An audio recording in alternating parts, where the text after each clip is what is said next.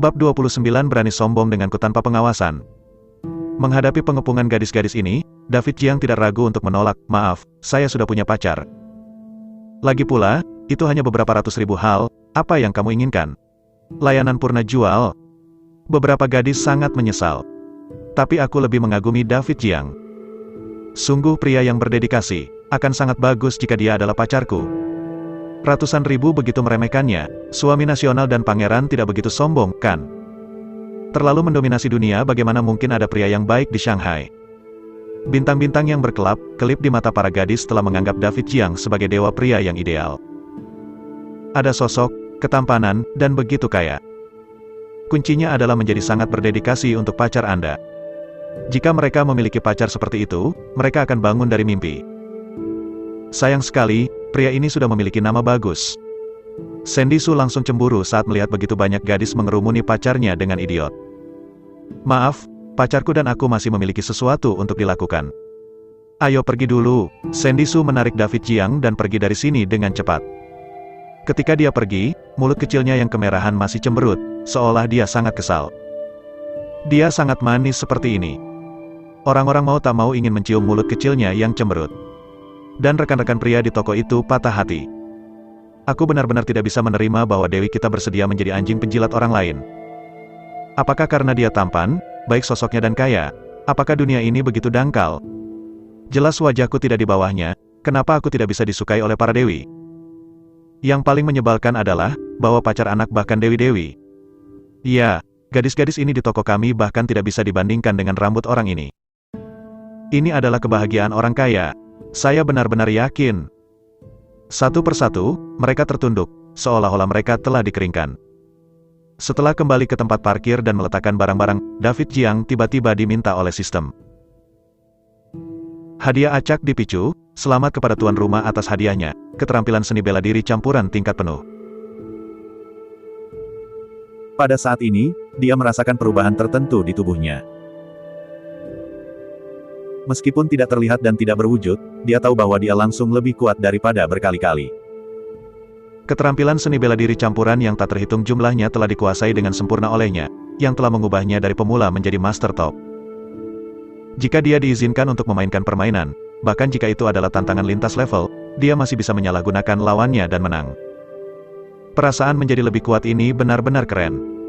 "Suamiku, bolehkah aku mencoba menyetir?" Sandy Su mengajukan ide untuk menyetir sendiri. "Tidak masalah, ada baiknya kamu berlatih lebih banyak." David Jiang dengan sadar duduk di posisi kopilot. Sandy Su sedikit bersemangat, meskipun dia mendapatkan SIM, dia jarang mengemudi, dan dia hampir melupakannya. Meski perempuan, ia juga tega menjadi pengemudi tua. Saat mobil baru saja dinyalakan, belum ada pergerakan, dan tiba-tiba seseorang berteriak sedih dari belakang. Itu menabrak seseorang. Mobil itu menabrak seseorang. Wajah Sandy Su menjadi pucat ketika dia mendengar liburan musim dingin yang menyedihkan ini. Apakah Anda mengalami kecelakaan mobil ketika Anda akhirnya mengendarai mobil? Mereka buru-buru turun dari mobil untuk memeriksa dan menemukan bahwa seorang lelaki tua hampir terjepit di roda belakang, seolah-olah dia benar-benar tertabrak. Melihat David Jiang dan Sandy Su turun dari mobil, lelaki tua itu berteriak lebih keras, "Mobil Anda menabrak saya, apakah kamu ingin membunuh?" Pria tua itu berteriak dengan sangat marah, dan dengan panik menuduh kedua orang muda itu. Sandy Su ketakutan dan ingin membantunya berdiri, tetapi lelaki tua itu tidak hanya tidak mau bangun, tetapi terus mengebor di bawah mobil. "Ini semua memukul orang, apalagi yang kamu inginkan? Membunuh orang? Bagaimana bisa ada orang sepertimu?" Orang tua itu tampak sangat ketakutan, dan dia tidak ingin membiarkan Sandy dan David Jiang mendekat. Sandy Su sangat panik, wajahnya menjadi pucat. Dia tidak tahu bagaimana dia menyalakan mobil dan menjatuhkan orang. "Orang tua, aku akan membawamu ke rumah sakit dulu. Tidak apa-apa untuk melakukan pemeriksaan." Sandy Su berkata dengan prihatin. Karena itu salahnya, dia bersedia menanggung semua konsekuensinya.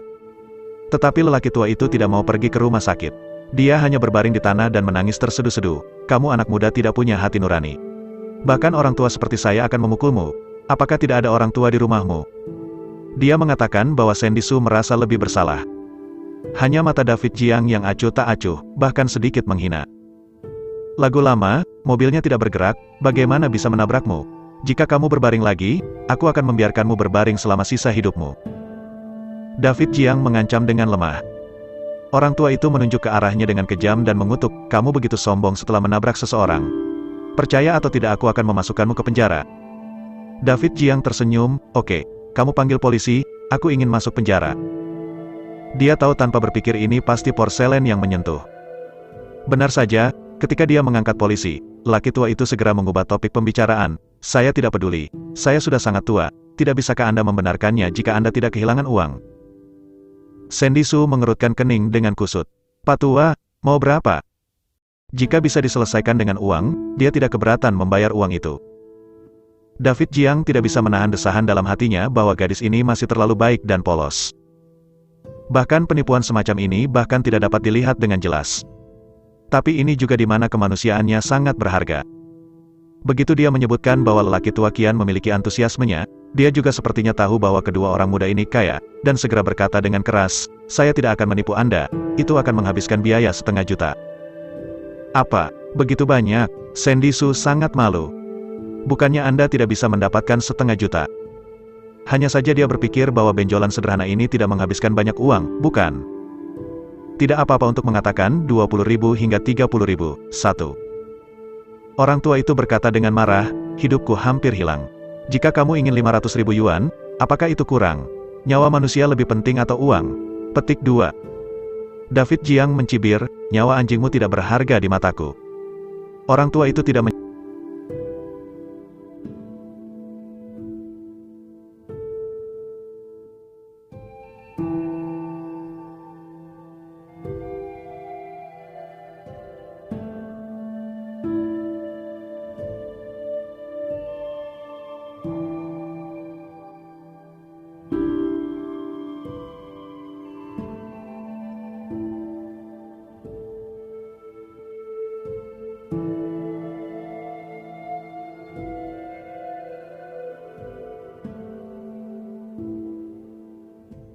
Orang tua itu tidak menyangka kali ini saya juga menemui janggut yang keras. Biasanya ketika dia menyentuh porselen, orang lain takut mendapat masalah dan rela mengeluarkan uang untuk menghilangkan bencana. Tapi anak ini sepertinya tidak pandai berbicara. Pada saat ini, beberapa pria besar turun dari mobil di sebelah mereka. Orang-orang besar ini memiliki pinggang besar dan pinggang bulat, dan semuanya gemuk. Ayah, bagaimana kamu dipukul? Apakah kamu mematahkannya? Beberapa pria besar bertanya dengan khawatir. Aduh, pria tua itu mengerang lemah, seolah-olah dia benar-benar sekarat. Beberapa orang besar begitu marah bahwa mereka retak gigi mereka dan menuduh David Jiang mengaum. Bau anak, Anda akan membunuh di jalan percaya atau tidak aku membunuh Anda? Ayah saya telah hidup bertahun-tahun dan sangat sehat, tetapi oleh Anda bumpet. Apa yang Anda katakan? Petik 2. Jangan beri saya penjelasan, tidak ingin pergi hari ini. Beberapa pria besar mengepung mereka, sepertinya ingin menggunakannya dengan kuat. Sandy Su sangat ketakutan, jika David Jiang tidak berada di sisinya, dia mungkin tidak akan bisa menahannya. Penjelasan seperti apa yang kamu inginkan? David Jiang bertanya dengan dingin. Beberapa orang besar segera berkata dengan keras, pengeluaran medis pasti sangat diperlukan, serta biaya dukungan lanjutan, biaya kerusakan mental, setidaknya 1 juta. Sandy Su bodoh ketika dia mendengar bahwa dia meminta 1 juta. Itu hanya 0,5 juta barusan. Bagaimana tiba-tiba menjadi 2 kali lipat? Apa yang bisa kita lakukan? Ini adalah tempat parkir bawah tanah.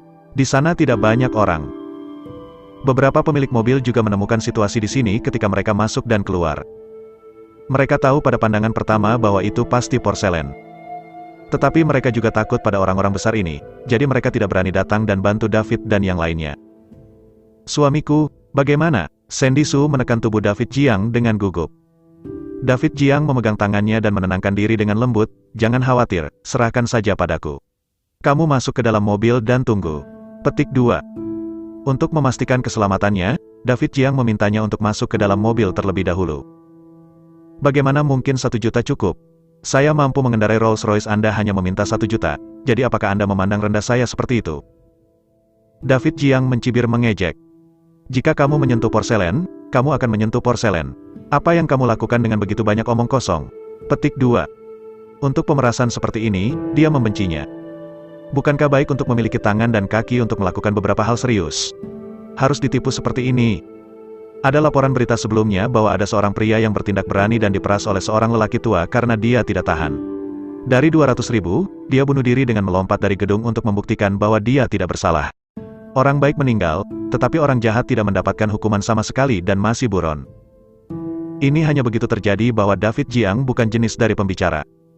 Jika Anda ingin menipu dia, Anda harus membayar harga. Mental mempersiapkan untuk itu. Beberapa orang besar juga tahu bahwa anak ini tidak mudah untuk ditangani, dan tidak peduli betapa tidak masuk akalnya itu, mereka hanya menunjukkan warna aslinya. Sial, aku hanya menyentuh porselen, jadi apa yang bisa kamu lakukan? Kamu tidak ingin pergi jika kamu tidak punya 1 juta hari ini. Bahkan jika kamu tertangkap, itu hanya peringatan dan pendidikan, kamu pikir kita akan masuk penjara. Adik kecil, kamu tidak terlihat kekurangan uang. Menghabiskan uang untuk menghilangkan bencana adalah cara yang harus kamu tempuh. Beberapa orang besar sangat arogan dan percaya diri. Bukannya mereka tidak tertangkap.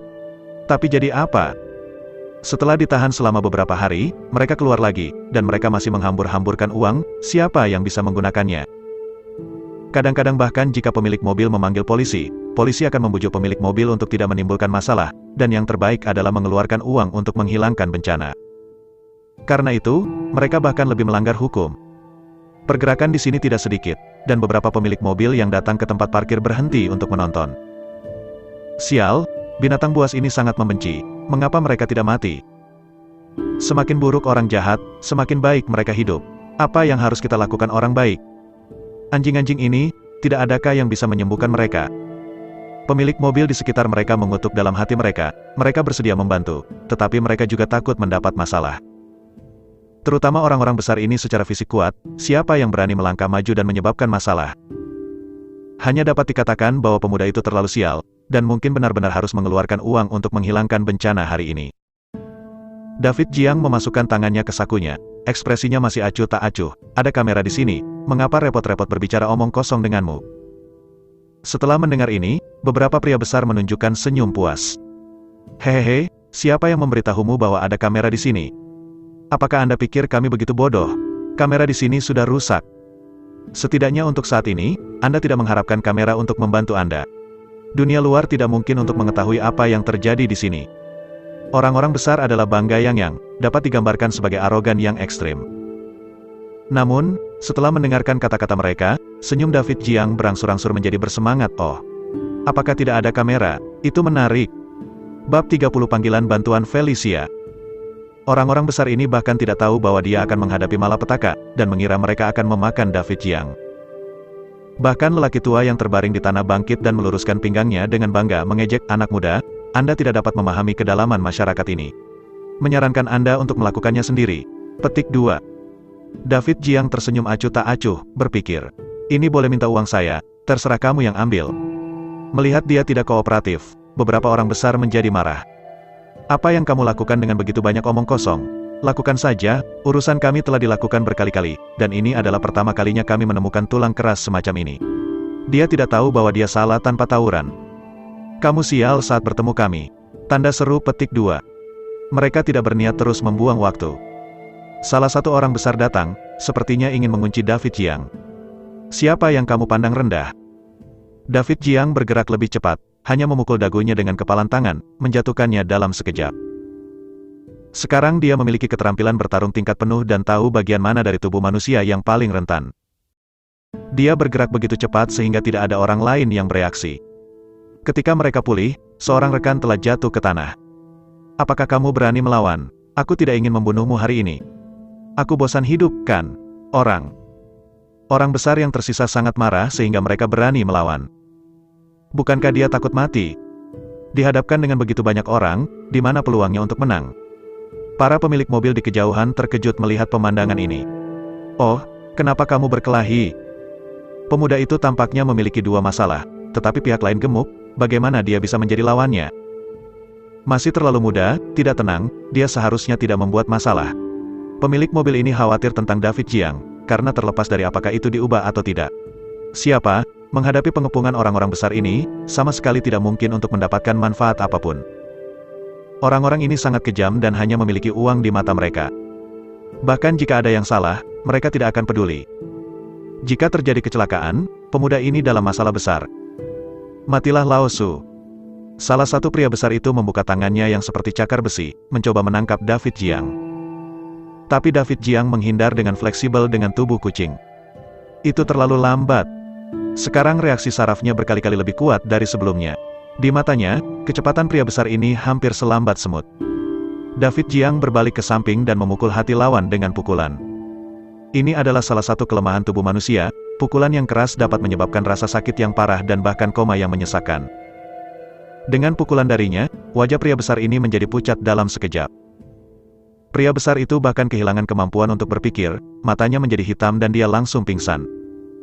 Hanya 2 pukulan yang menjatuhkan mereka. Adapun beberapa orang yang tersisa, mudah untuk diselesaikan. David Jiang mengandalkan kecepatan yang fleksibel untuk berkeliaran terus-menerus mencari kekurangan pihak lain. Baginya, dia bisa membuat kesalahan yang tak terhitung jumlahnya. Tetapi begitu pihak lain melakukan kesalahan, tidak ada kesempatan untuk memulihkannya lagi. Bang! Dia meninju dagu lawan lagi. Area segitiga yang dibentuk oleh dagu dan pipi akan bergetar akibat pukulan tersebut sehingga menyebabkan lawan koma. Dalam waktu kurang dari 1 menit, David Jiang menjatuhkan beberapa orang besar sendirian, dan dia sangat santai. Beberapa pemilik mobil di kejauhan tampak terpana, mereka tidak bisa mempercayai mata mereka. Pemuda ini benar-benar telah berlatih. Jika setan asing melihatnya, mereka tidak dapat menjelaskannya. Mereka pasti meragukan bahwa orang Tionghoa kita benar-benar memiliki kungfu. Hebat sekali, ini bukan akting kan? Petik 2. David Jiang bermain terlalu mudah, dan beberapa pria besar tidak bisa melawan. Buat pemilik mobil ini berpikir ini sedang membuat film. Dia hanya meninju beberapa kali dan menjatuhkan seseorang dengan setiap pukulan. Setidaknya kekuatan ini juga seorang petinju profesional, kan? Anak muda, kamu. Orang tua yang penuh kemenangan yang mengira dia memiliki kesempatan untuk menang, sekarang seperti burung yang ketakutan. Ini adalah pertama kalinya dia melihat orang yang begitu kuat. Tampaknya hari ini tidak ditendang ke pelat besi, tetapi ke pelat baja. Dia panik seketika. Ketika David Jiang menatapnya, seluruh tubuhnya dingin, dan ada ilusi sedang ditatap oleh binatang buas. David Jiang tersenyum dingin, "Barang lama, apakah kamu masih menginginkan uangku?" Tidak lebih. Ini adalah kesalahpahaman anak muda. Aku tidak menginginkan uangmu lagi. Paman mundur dengan ekspresi panik di wajahnya, sampai dia bersandar. Aku tidak bisa mundur ke dinding dan kencing di celana karena ketakutan. Di mana dia berani meminta uang sekarang? Tidak buruk untuk bisa meninggalkan kehidupan lama. Tapi David Jiang baik hati, dan lelaki tua itu tampak menyedihkan, jadi dia memutuskan untuk meninggalkan sesuatu untuk yang lama. Tidak mudah melihat hidupmu, bagaimana kalau memberimu hadiah? Benarkah? Lelaki tua itu tampak curiga, masih ada hal yang begitu baik di dunia. David Jiang mengangguk dengan tulus, lalu naik dan membuang kedua dogleknya, yang dianggap sebagai hadiah. Kata-katamu tidak masuk hitungan. Benda lama itu begitu menyakitkan sehingga dia tidak berhasil menyentuh porselen, dan dia benar-benar tidak berguna. Bahkan jika kaki yang patah dapat diambil kembali, mungkin tidak semudah digunakan seperti yang asli. Masyarakatnya sangat sederhana, dan yang rumit adalah manusia. David Jiang tersenyum. Setelah melakukan hal-hal ini, dia pergi seperti orang baik-baik saja. Baginya, orang-orang ini semuanya jahat, bahkan jika mereka mati, mereka pantas mendapatkannya.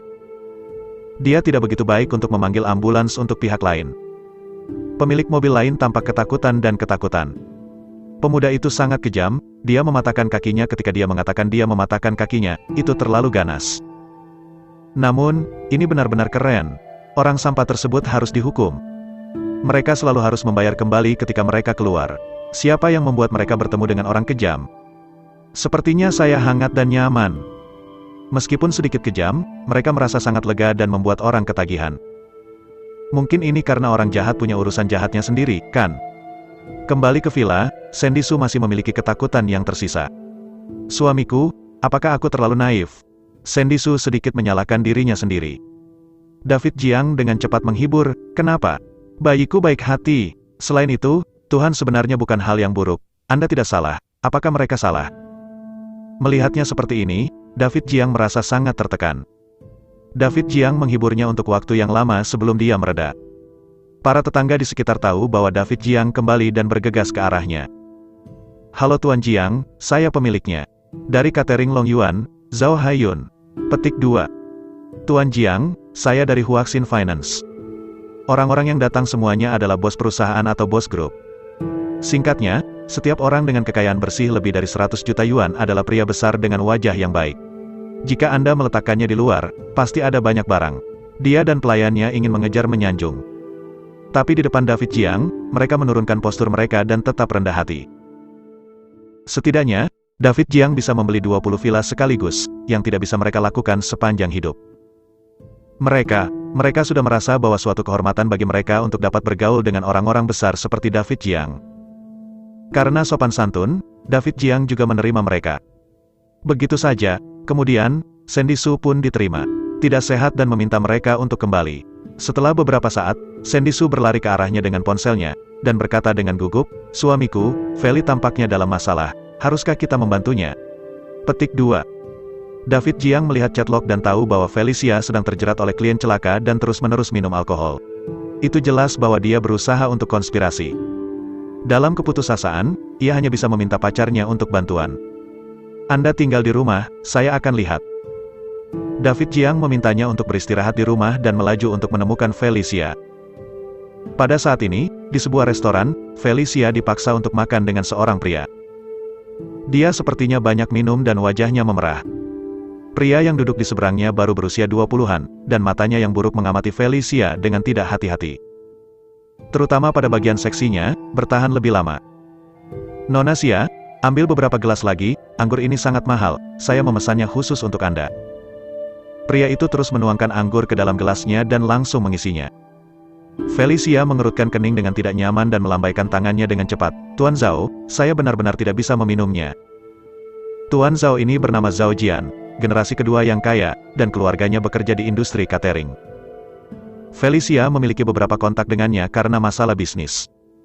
Zhao Jian menatapnya, dan selama ini dia bahkan mencari alasan untuk mengundangnya makan malam. Karena kesopanan, Felicia tidak mudah ditolak. Tanpa diduga, kali ini dia dengan sengaja memesan begitu banyak anggur, sepertinya dia akan membuatnya mabuk. Meskipun Felicia tidak pernah mengalami hubungan seks antara pria dan wanita, dia juga tahu bahwa masalah anjing ini pasti sebuah plot. Karena itu, dia diam-diam meminta bantuan Sandy Su. Dia percaya bahwa dengan Sandy dan David, dia akan aman. Zhao Jian melihat bahwa dia bingung dan tahu bahwa waktunya hampir tiba. Dengan minuman lain, dia bisa bermain sesukanya. Nona Xia terlalu keterlaluan. Bagaimana jika dia tidak minum ketika dia keluar untuk bisnis? Yang terakhir adalah yang terakhir, minum saja. Zhao Jian diam-diam membiusnya di bawah selimut, dan kemudian memaksanya untuk minum. Felicia terpaksa meneguk 2 teguk dan terbatuk-batuk dengan tidak nyaman. Dalam kepanikan, dia secara acak mengirim 2 kata ke David Jiang, "Tolong."